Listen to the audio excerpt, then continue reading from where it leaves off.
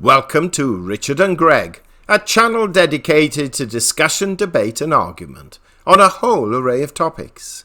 Today we talk to Greg about the current coronavirus figures, Black Lives Matter and President Trump's proposed election rally.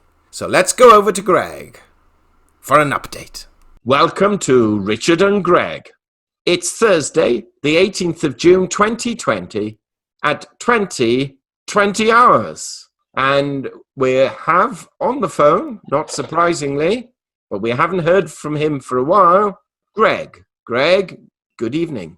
Good evening. And since Richard is surprised that it's 2020 and all that, if you've had a birthday this year and you add your age to the year in which you were born, whatever age you are, it will come to 2020. Now, even mathematicians cannot work out why this should be so. Give us an example, Greg. I don't get that. Give me an example. Well, I'm 74. Yeah. I was born in 1946. Mm-hmm. I had a January birthday. Mm-hmm. Add 74 Mm-hmm. to 1946. Yeah. And it's 2020. Yeah? Yeah. Lee's birthday is on the 18th of May. She's had a birthday. Mm-hmm. If you add her age Mm-hmm. to the year in which she was born, although she is several years younger than I am, it comes to 2020. But it's always going to come to 2020, Greg, because whatever year you were born, whatever age you are now, that's why it's 2020. No, not true. If you think of somebody who was born in December, they would have been born, if they're 61 years old, they would have been born in 1958, wouldn't they? Okay. You add those two together, and that comes to 2019. So it's only if you've had a birthday, and I haven't worked it out for all the other years, but I'm led to believe that it only happens very infrequent years does it work out correctly. Anyway, we digress just a little. We do. Right, Greg, we've had 8.5 million cases of coronavirus worldwide. America's topped 120,000 deaths. The UK has topped 42,000 deaths. What's going on? Is there a second wave? We're all getting back to work slowly. I think basically we've been very, very, very lucky. This particular pandemic has not had the morbidity rate that it could so easily have had so far. Now, it may get worse, but there is no doubt that we are not only having a second wave, we never really got over the first one in many countries. We have, in Britain, the third highest rate of death in the world, because we have now been overtaken by Brazil, who have almost 1 million cases to Britain's 300,000 cases, bearing in mind that the number of cases increased by 1,218 today, and we have 42,000 deaths relative to Brazil's 46,800. We have 135 deaths today, and we have 177 in Brazil and 348. Now, I give the usual caveat. Don't believe any of the figures, having given you a number of figures. I am merely quoting the figures based on the methodology that has been used for quite a long time. Britain's figures are remarkably transparent. Even so, I think you'll find they're between 15 and 20,000 light. Brazil's figures are 46,842 deaths in nearly 1 million cases, but there is no getting away from the fact in Brazil, very many of the deaths are not recorded in any way, leave alone as COVID. I've had the good fortune of spending time in Brazil and traveling around in Brazil, a country that I really love. But it does have immense poverty, staggering poverty, and also staggering isolation, resulting in many areas will not have put in any figure at all. And in areas like the favelas of Rio and the northeastern quarter of the country around Belém, the figures are going to be pretty much meaningless. And Bolsonaro is in complete denial, whether as a political ploy, which unfortunately does rather look similar to that of Donald Trump, where you never see Bolsonaro setting an example with a mask. You frequently hear both of them making utterances that are basically downright stupid. For instance, Trump's comments about couldn't we work out how we drink or inject disinfectant as a means of acting as a vaccine, which is a bit frightening coming from a president of anywhere, leave alone America. Yes, we have a second wave, and this second wave is likely to be pretty terrifying due to the utter irresponsibility and crass selfishness of the political bodies behind Black Lives Matter. If Black Lives matter so much, I'm not particularly concerned, because all life matters a great deal. But every protest we've seen with Black Lives Matter, and the political bodies trying to make capital out of it in the background, they have done away with social distancing. They are acting like a mob of idiots. And let us take as the example. They have George Floyd and Rashad Brooke, or is it Brooks? I think it's Brooks, who are their heroes of the day. But realistically, George Floyd was a serial drug user and dealer, had been in prison 5 times. His last prison stay was 5 years for conning his way into a pregnant black woman's house and then holding her at gunpoint, pointing his revolver at her stomach, whilst his mates ransacked the house for money or drugs. And then we have Rashad Brooks, who was driving a car while drunk, fell asleep in a queue at a Wendy's drive-through takeaway, and when the police took action against him, resisted arrest, was struggling with the police, and then fired a taser at a police officer. Well, this is sort of a flea climbing an elephant's leg with intent to rape.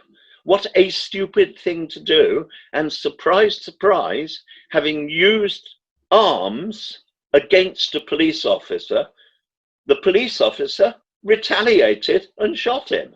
These are not role models on which Black Lives Matter can morally be seen to hold anything but the swamp, not the high ground. And then on top of that, we have, as a result of these actions, 4,000 miles away by criminals. Yes, tragic. They were killed. I do not condone that, but then again, I don't condone firearms in the hands of the public, be they police or anyone else. And we are using that as role model in Britain, and thousands of idiots turn out on the streets and they are defacing and defiling national war memorials, ripping down statues, clamoring against Cecil Rhodes being displayed in a statue in Oxford. What is their problem? Cecil Rhodes was trying to open up Africa. One of his greatest ambitions was to build a road from Cairo to Cape Town so that civilization and all sorts of other benefits could flood into Africa. Cecil Rhodes, they are clamoring about slavery. Well, I wish they'd go away and do some homework. Cecil Rhodes was born 20 years after the British abolished slavery. Slavery was not good. It was an appalling concept that was endemic right across Africa and many other countries. And we had a fairly short period of history when Britain was buying, a few individuals were buying slaves from black slave traders to ship to the New World. Yes, black on black crime, and there is no getting away from it. So if Black Lives Matter, please, anyone who supports that, who is black, look in the mirror and first clean your own house. It was Britain that abolished slavery, not one of the black slave traders, not the warlords of Africa who enslaved other tribes and sold them for centuries, not so much to Britain or the Portuguese or any other Caucasian nationality, but to the Muslim Arabs. Start looking around at the fact that Mohammed owned slaves. Does this justify us all tearing down every mosque?